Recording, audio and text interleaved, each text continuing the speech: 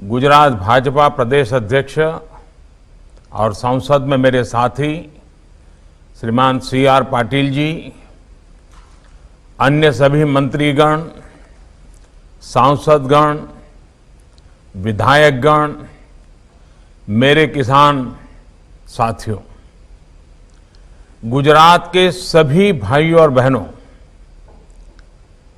नवरात्रि के इस पावन पर्व में मां अंबे के आशीर्वाद से आज गुजरात के विकास से जुड़े 3 अहम प्रोजेक्ट्स की शुरुआत हो रही है। आज किसान सूर्योदय योजना, गिरनार रोपवे और देश के बड़े और आधुनिक कार्डियक हॉस्पिटल गुजरात को मिल रहे हैं। ये तीनों एक प्रकार से गुजरात की शक्ति, भक्ति और स्वास्थ्य के प्रतीक है। इन सभी के लिए गुजरात के लोगों की बहुत बहुत बधाई देता हूं मैं। भाइयों और बहनों, गुजरात हमेशा से असाधारण सामर्थ्य वाले लोगों की भूमि रही है। पूज्य बापू और सरदार पटेल से लेकर गुजरात के अनेक सपूतों ने देश को सामाजिक और आर्थिक नेतृत्व दिया है। मुझे खुशी है कि किसान सूर्योदय योजना के माध्यम से गुजरात फिर एक नई पहल के साथ सामने आया है। सुजलाम सुफलाम और सौनी योजना के बाद अब सूर्योदय योजना गुजरात के किसानों के लिए मील का पत्थर साबित होगी। किसान सूर्योदय योजना में सर्वोच्च प्राथमिकता गुजरात के किसानों की आवश्यकता को दी गई है। बिजली के क्षेत्र में बरसों से गुजरात में जो काम हो रहे थे, वो इस योजना का बहुत बड़ा आधार बने हैं। एक समय था जब गुजरात में बिजली की बहुत किल्लत रहती थी। 24 घंटे बिजली देना बहुत बड़ी चुनौती थी। बच्चों की पढ़ाई हो, किसानों के लिए सिंचाई हो, उद्योगों के लिए कमाई हो, ये सब कुछ इस एक कारण से बहुत प्रभावित होता था। ऐसे में बिजली के उत्पादन से लेकर ट्रांसमिशन तक हर प्रकार की कैपेसिटी तैयार करने के लिए मिशन मोड पर काम किया गया। गुजरात देश का पहला राज्य था जिसने सौर ऊर्जा के लिए 1 दशक पहले ही व्यापक नीति बनाई थी। जब साल 2010 में पाटन में सोलार पावर प्लांट का उद्घाटन हुआ था, तब किसी ने कल्पना भी नहीं की थी कि एक दिन भारत दुनिया को 1 सन 1 वर्ल्ड 1 ग्रिड उसका रास्ता दिखाएगा। आज तो भारत सोलर पावर के उत्पादन और उपयोग दोनों के मामले में दुनिया के अग्रणी देशों में है। बीते 6 सालों में देश सौर ऊर्जा के उत्पादन के मामले में दुनिया में 5वें नंबर पर पहुंच चुका है और तेजी से आगे बढ़ रहा है। भाइयों और बहनों, जो गांवों से नहीं जुड़े हैं, खेती से नहीं जुड़े हैं, उनमें से बहुत कम को ही पता होगा कि किसानों को सिंचाई के लिए ज्यादातर रात में ही बिजली मिलती है। ऐसे में खेत में सिंचाई के समय किसानों को रात भर जागना पड़ता है। जूनागढ़ और गिर सोमनाथ जैसे इलाकों में जहां से किसान सूर्योदय योजना शुरू हो रही है, वहां तो वाइल्ड लाइफ, जंगली जानवरों का भी बहुत ज्यादा खतरा रहता है। इसलिए किसान सर्वोदय योजना न सिर्फ राज्य के किसानों को सुरक्षा देगी, बल्कि उनके जीवन में नया सवेरा भी लाएगी। किसानों को रात के बजाय जब सुबह सूर्योदय से लेकर के रात 9 बजे के दौरान 3 फेज बिजली मिलेगी, तो यह नया सवेरा ही तो है। मैं गुजरात सरकार को इस बात के लिए भी बधाई दूंगा कि बाकी व्यवस्थाओं को प्रभावित किए बिना ट्रांसमिशन की बिल्कुल नई कैपेसिटी तैयार करके ये काम किया जा रहा है। इस योजना के तहत अगले 2-3 वर्षों में लगभग 3,500 सर्किट किलोमीटर नई ट्रांसमिशन लाइनों को बिछाने का काम किया जाएगा। मुझे बताया गया है कि आने वाले कुछ दिनों तक 1000 से ज्यादा गांवों में ये योजना लागू भी हो जाएगी। इनमें भी ज्यादा गांव आदिवासी बाहुल्य इलाकों में है। जब इस योजना का पूरे गुजरात में विस्तार हो जाएगा, तो ये लाखों किसानों के जीवन को, उनकी रोजमर्रा की जिंदगी को पूरी तरह बदल देगी। साथियों, किसान की आय दोगुनी करने के लिए, लागत कम करने के लिए, उनकी परेशानी कम करने के लिए बदलते समय के साथ हमें अपने प्रयास बढ़ाने ही होंगे। किसानों को कहीं पर भी अपनी उपज बेचने की आजादी देना हो, या फिर हजारों किसान उत्पादक संघों का निर्माण, सिंचाई की अटकी हुई परियोजनाओं को पूरा करने का काम हो, या फिर फसल बीमा योजना में सुधार, यूरिया की 100% नीम कोटिंग हो, या फिर देश भर के करोड़ों किसानों को सॉइल हेल्थ कार्ड, इसका लक्ष्य यही है कि देश का एग्रीकल्चर सेक्टर मजबूत हो, किसान को खेती करने में मुश्किल न हो। इसके लिए निरंतर नई नई पहल की जा रही है। देश में आज अन्नदाता को ऊर्जादाता भी बनाने के लिए काम किया जा रहा है। कुसुम योजना के तहत किसानों, किसान उत्पादक संघ, एफपीओज, कोऑपरेटिव्स, पंचायतों, ऐसे हर संस्थानों को बंजर जमीन पर छोटे छोटे सोलर प्लांट लगाने में सहायता दी जा रही है। देश भर के लाखों किसानों के सोलर पंपों को भी ग्रिड से जोड़ा जा रहा है। इससे जो बिजली खेतों में पैदा होगी, उसको किसान जरूरत के हिसाब से अपनी सिंचाई के लिए उपयोग कर पाएंगे और अतिरिक्त बिजली को बेच भी पाएंगे। देश भर में करीब 70.5 लाख किसान परिवारों को सोलर पंप लगाने में मदद की जा रही है। इससे किसानों को सिंचाई की सहूलियत भी मिलेगी और उन्हें अतिरिक्त आय भी हो जाएगी। साथियों, गुजरात ने तो बिजली के साथ साथ सिंचाई और पीने के पानी के क्षेत्र में भी शानदार काम किया है। इस कार्यक्रम में जुड़े हम सभी जानते हैं कि गुजरात में पानी की क्या स्थिति थी। बजट का बहुत बड़ा खर्चा, सालों तक पानी के पीछे ही खर्चना पड़ा है। ये बहुत लोगों को अंदाज नहीं होगा कि गुजरात पर पानी के पीछे आर्थिक बोझ बहुत बड़ा रहता था।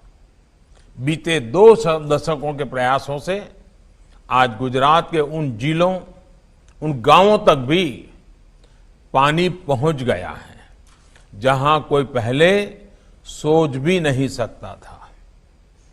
आज जब हम सरदार सरोवर को देखते हैं, नर्मदा जी के जल को गुजरात के सूखाग्रस्त क्षेत्रों तक पहुंचा रही नहरों के नेटवर्क को देखते हैं, वाटर ग्रिड्स को देखते हैं, तो गुजरात के लोगों के प्रयासों पर गर्व होता है।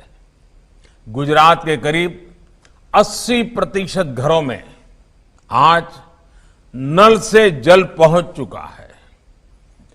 बहुत जल्द गुजरात देश के उन राज्यों में होगा जिसके हर घर में पाइप से जल पहुंचेगा। ऐसे में जब आज गुजरात में किसान सर्वोदय योजना शुरू हो रही है, तो सभी को अपना एक प्राण, एक मंत्र फिर दोहराना है। ये मंत्र है पर ड्रॉप मोर क्रॉप का, पर ड्रॉप मोर क्रॉप का। जब किसानों को दिन में बिजली मिलेगी तो हमें ज्यादा से ज्यादा पानी बचाने पर भी उतना ही जोर देना है, वरना ऐसा ना हो कि चलो भाई बिजली आई है, पानी बह रहा है, हम आराम से बैठे हैं, फिर तो गुजरात बर्बाद हो जाएगा, पानी खत्म हो जाएगा, जिंदगी मुश्किल हो जाएगी। दिन में बिजली मिलने की वजह से किसानों के लिए भी माइक्रो इरिगेशन की व्यवस्थाएं करना आसान होगा। गुजरात ने माइक्रो इरिगेशन के क्षेत्र में काफी प्रगति की है।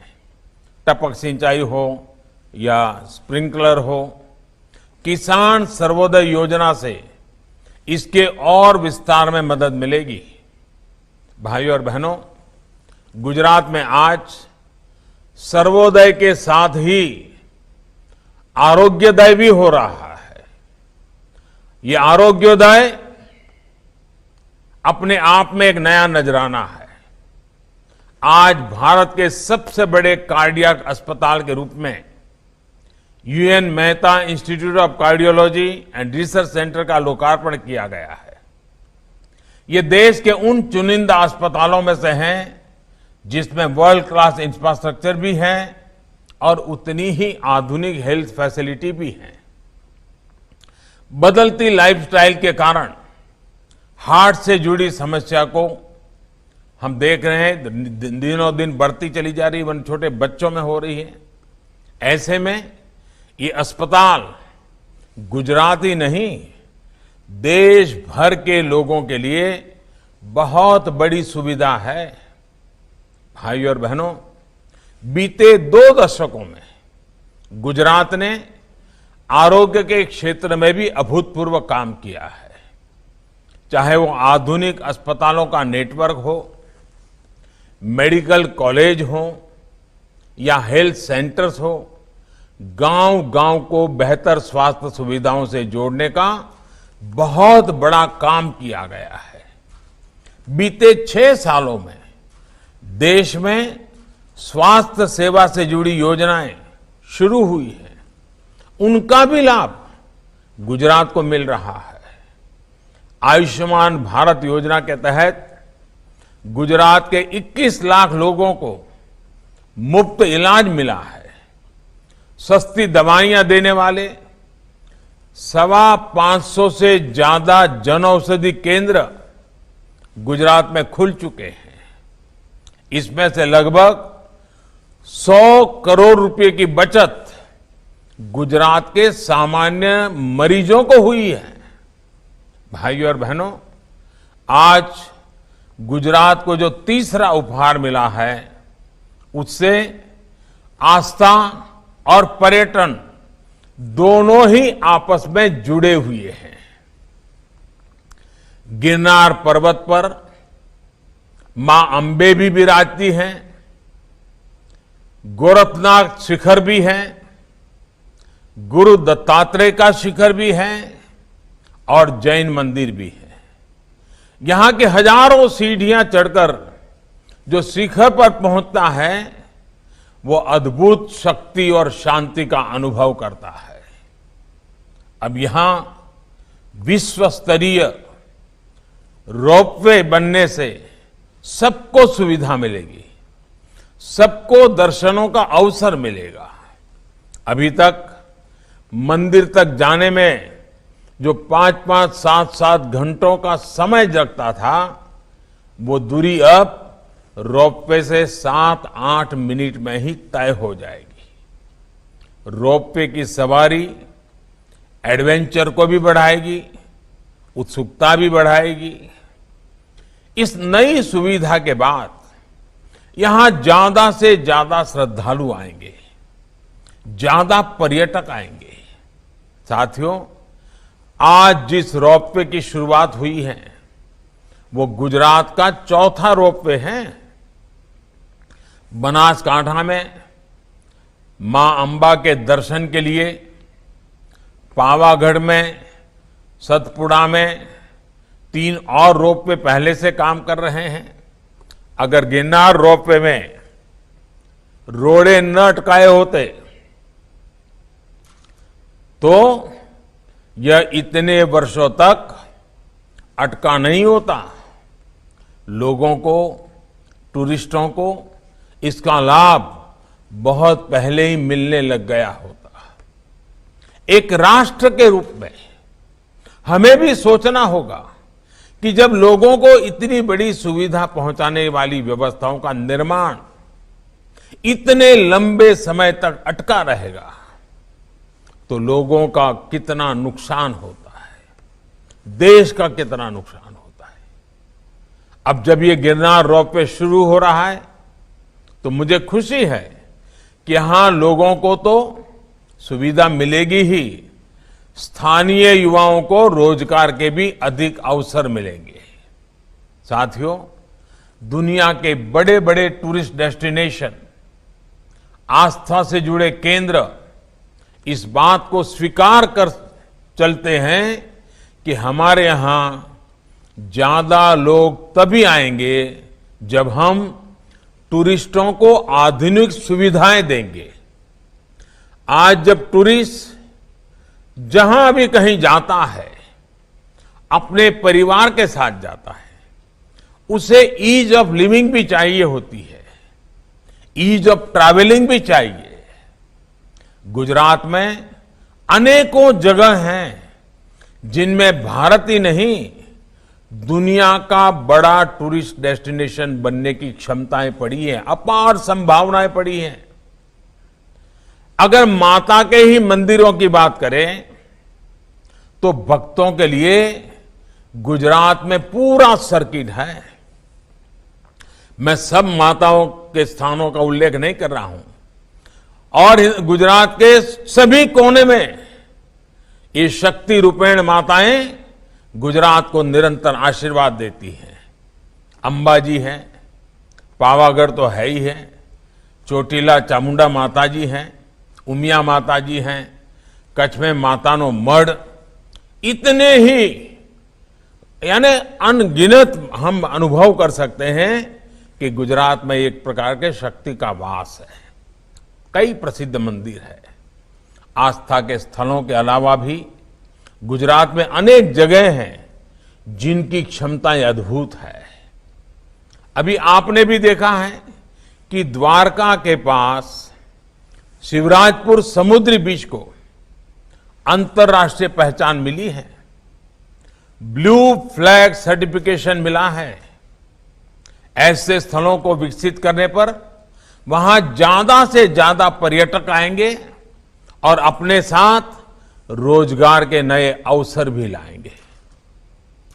आप देखिए, सरदार साहब को समर्पित स्टैच्यू ऑफ यूनिटी, दुनिया की सबसे ऊंची प्रतिमा, अब कितना बड़ा टूरिस्ट अट्रैक्शन बन रही है।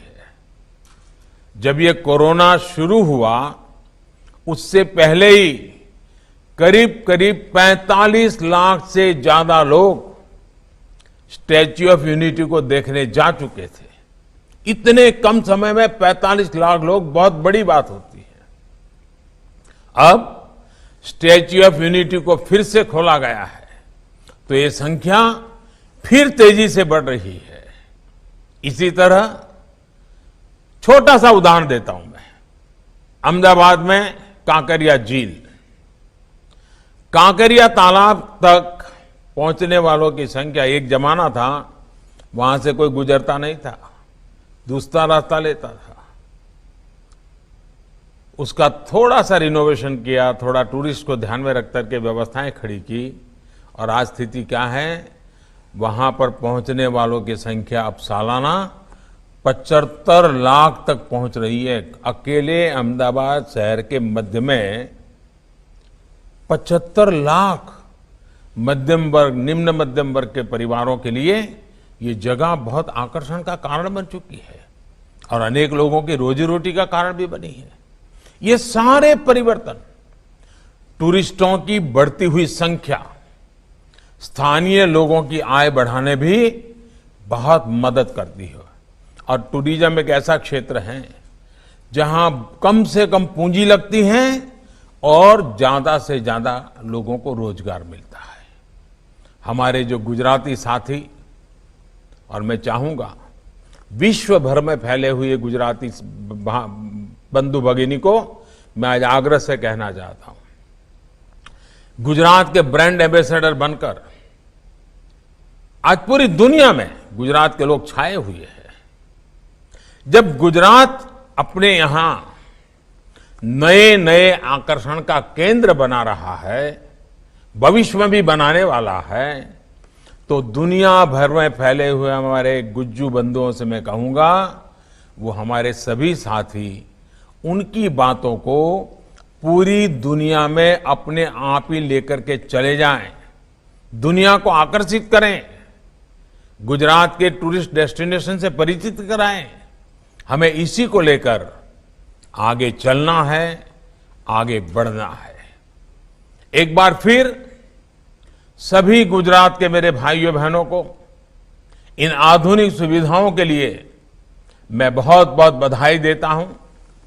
मां अंबे के आशीर्वाद से गुजरात विकास की नई ऊंचाइयों पर पहुंचे, मेरी यही प्रार्थना है। गुजरात स्वस्थ रहे, गुजरात सशक्त बने। અને મારા ગુજરાતના ભાઈઓ બહેનોને એક દિલની વાત કરવી છે અને મને ખાતરી છે કે મારી આ વાતને આપ જરૂર સત્કારશો અને મને સાથ આપશો। કોરોના વાયરસ છે ત્યાં સુધી સાવચેત રહેવું ખૂબ જ જરૂરી છે। 2 ગજની दूरी खूब ज जरूरी, मास्क पहरवो पण एकदम जरूरी, साबुथी नियमित हाथ धोता रहो, ज्यां सुधी दवा नहीं त्यां सुधी ढिलास नहीं। इन्हीं शुभकामनाओं के साथ आपका आभार, बहुत बहुत धन्यवाद।